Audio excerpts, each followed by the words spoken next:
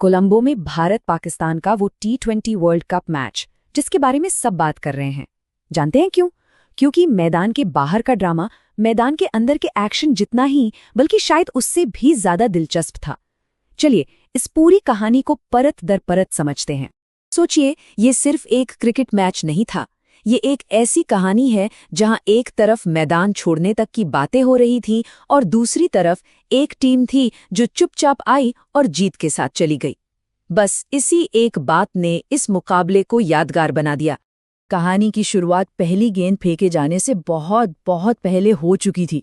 असल में मैदान के बाहर एक अलग ही खेल चल रहा था। अल जजीरा की ये एक लाइन उस वक्त की पूरी भावना को बता देती है। देखिए, एक तरफ से तो बड़े बड़े दावे किए जा रहे थे, लेकिन दूसरी तरफ जो असली फैंस थे वो शायद पहले से ही जानते थे कि अंजाम क्या हो सकता है। तो हुआ ये था कि मैच से पहले माहौल बहुत ज्यादा गर्म हो गया था। बात शुरू हुई फरवरी में बॉयकॉट के हल्के फुल्के संकेतों से। फिर पाकिस्तानी मीडिया ने इसे और हवा दी। सरकारी दबाव की बातें होने लगी। मामला इतना बढ़ गया कि आईसीसी को बीच बचाव के लिए आना पड़ा। और कमाल की बात देखिए, मैच से ठीक एक दिन पहले जाकर पाकिस्तान ने कंफर्म किया कि हाँ, वो खेलेंगे। यहाँ पर जो अंतर है ना, वो बहुत दिलचस्प है। एक तरफ पीसीबी और मीडिया थे जो पूरा आत्मविश्वास दिखा रहे थे, जता रहे थे कि ये बराबरी की टक्कर है। लेकिन दूसरी तरफ असली फैंस थे जो सोशल मीडिया पर मीम्स बना रहे थे और शायद मन ही मन एक और हार के लिए तैयार बैठे थे। जमीनी हकीकत कुछ और ही थी।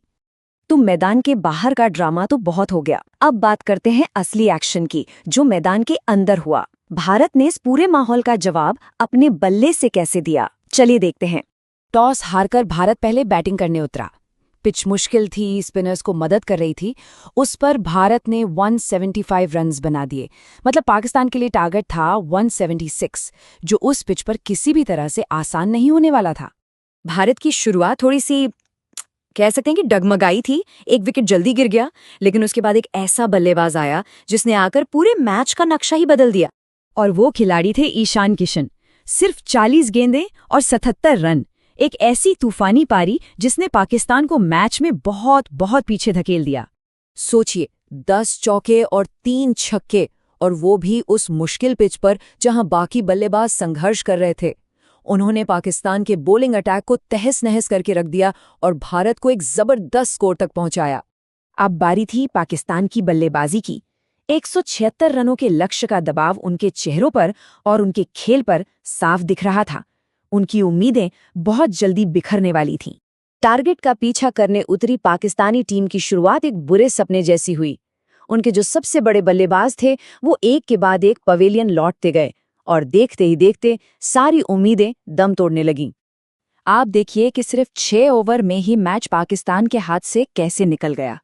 पहले हार्दिक पांड्या ने चोट की, फिर अक्षर पटेल ने उनके स्टार प्लेयर बाबर आजम को बोल्ड कर दिया और उसके बाद जसप्रीत बुमराह ने आके 2 और बड़े विकेट ले लिए। स्कोर था 38 पर 4 और खेल वहीं पे लगभग खत्म हो चुका था। ये सिर्फ एक हार नहीं थी, इसके जो नतीजे थे वो बहुत गहरे थे। खासकर मैच से पहले जो इतना बड़ा माहौल बनाया गया था उसको देखते हुए। इस जीत के साथ भारत 6 पॉइंट्स लेकर ग्रुप में टॉप पर पहुंच गया और सुपर 8 के लिए अपनी जगह पक्की कर ली। दूसरी तरफ पाकिस्तान तीसरे नंबर पर खिसक गया और उनके टूर्नामेंट से बाहर होने का खतरा भी बढ़ गया। और ये सिर्फ कोई और नहीं कह रहा। पाकिस्तान के हेड कोच माइक हेसन ने खुद माना कि हमारा ड्रेसिंग रूम निराश है और भारत ने हमें खेल के हर डिपार्टमेंट में हराया। ये बयान अपने आप में हार की पूरी कहानी कह देता है। ये हार पाकिस्तान के लिए एक राष्ट्रीय अपमान की तरह बन गई। क्यों? क्योंकि एक तो मैच से पहले बॉयकॉट का इतना बड़ा ड्रामा हुआ और फिर खबरें आई कि पीसीबी चीफ मैच खत्म होने से पहले ही स्टेडियम छोड़कर चले गए। इन सब बातों ने इस हार के जख्म को और गहरा कर दिया। चलिए अब इस एक मैच से थोड़ा आगे बढ़ते हैं और इस राइवलरी के बड़े ऐतिहासिक पहलू को भी समझते हैं। ये एक आंकड़ा ये अपने आप में पूरी कहानी कह देता है। T20 वर्ल्ड कप में जब भी भारत और पाकिस्तान भिड़े हैं, स्कोर लाइन है 8-1 भारत के पक्ष में। ये एक तरफा दबदबा दिखाता है। अगर हम पूरे इतिहास पर नजर डालें 2007 से लेकर अब तक, सिर्फ एक बार को अगर छोड़ दें तो हर बार हर बड़े मौके पर भारत ही जीता है। कोलंबो की ये जीत उसी लंबे पैटर्न को आगे बढ़ाती है जो बड़े मंच पर भारत का दबदबा साबित करता है। तो आखिर में सवाल यही उठता है कि इतना सारा हाइप, इतना इतिहास, इतनी बातें, इन सब के बावजूद क्या ये क्रिकेट की सबसे बड़ी लेकिन साथ ही सबसे एक तरफा राइवलरी बन गई है? ये सोचने वाली बात है।